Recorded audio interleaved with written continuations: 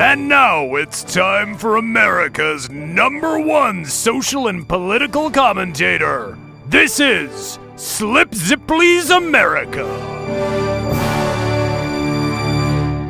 Hello, I'm Slipp Zippley with an important message for all of you. There are many problems plaguing the youth of today. I'm thinking about drugs, pornography, obscene rap music, violent video games, antisocial movies. But I'm going to stop thinking about those more pleasant distractions and get back to the topic at hand. I'm talking about the youth of today. And in particular, I'm talking about the confusion caused by so-called gender identity politics. Since the 1970s, the left has been attempting to confuse our children, to make there seem like there's no distinction between the genders, to wind up with boys who act like girls, and girls who act like boys, and girls who are boys who like boys to be girls, who do boys like their girls, who do girls like their boys. Blurring, no pun intended, but yes there is, the gender lines. I bring this up now because this is the month of June, which the lefto-commie pinkists have decided is, quote, Pride Month, unquote. Yes, you heard me right. Pride Month. They, the Hollywood elites and the liberal moon ponies, have devoted an entire month to pushing their agenda for unbiblical lifestyles and gender confusion into the minds and down the hearts and throats of the American people, as if there's anything to be proud of. And, tragically, it seems as if many Americans have fallen for this.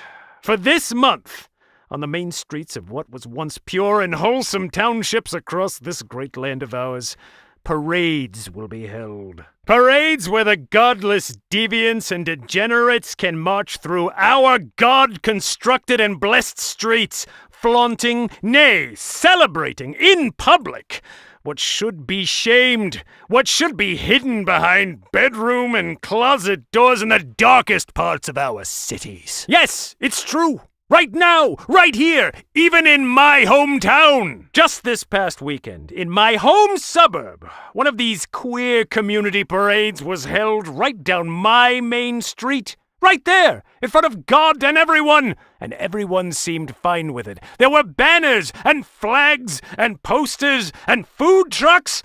But did anyone ask me if I was okay with this? Well, of course they didn't.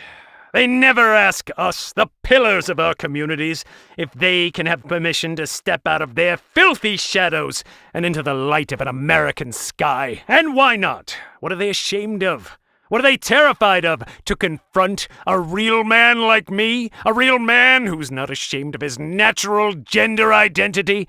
Well, of course they are. They're always afraid to ask a real American, because in their hearts they know what the answer will be. It depends on how much money you have. But evidently this event was free. It was paid for by the community. It was paid for with my tax dollars, which, thanks to our glorious President Trump, I don't even pay. Now, I took the liberty of heading down to my local park where this so-called queer community parade was to kick off.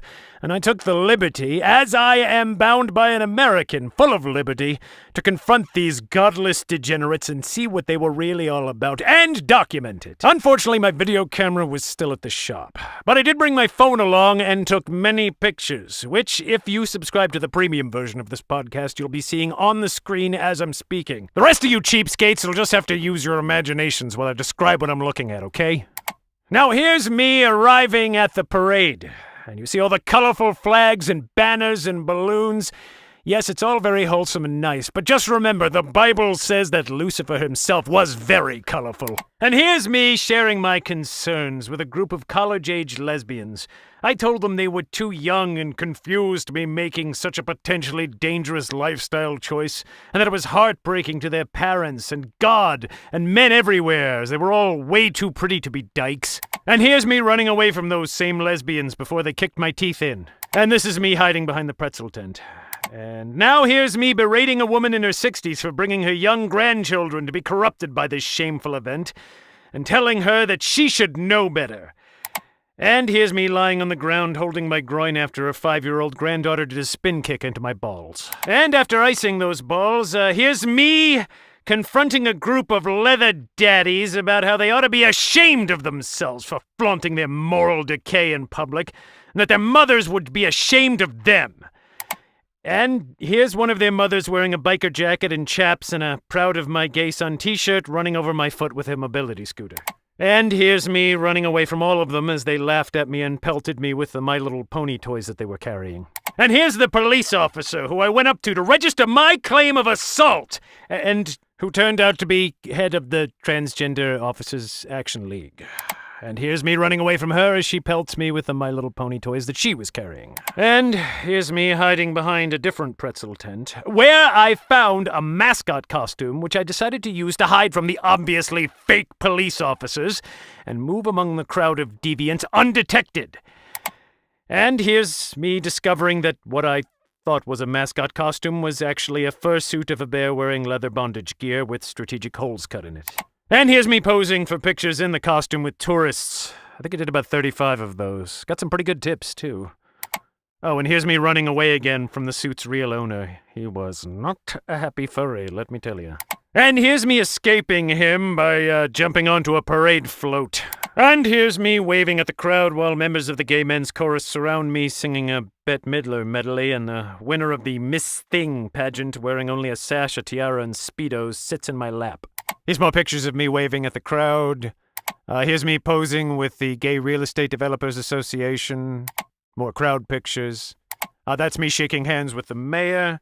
Oh, and one last one of me at the parade after party, shirtless and dancing to Upside Down by Diana Ross while Miss Thing pours a 40 of Miller High Life over my head. I'm not even sure who took this picture. So, as you can see, this is the moral decay of America. Right there, as plain as the nose on your face. But I know what you're saying.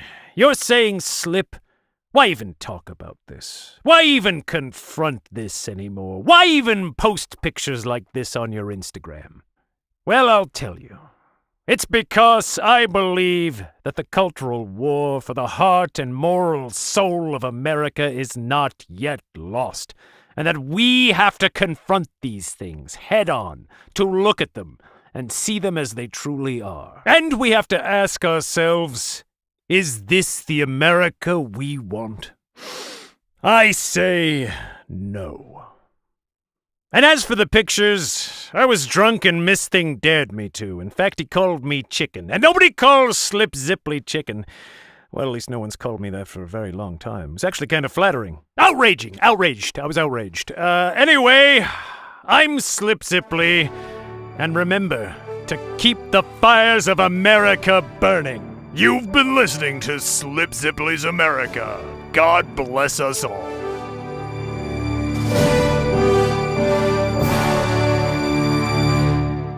I really gotta call Miss Thing back. What was his name again? Oh yeah, Paulo. Is this mic still on? They can still hear me? Oh, really? Suck it, America.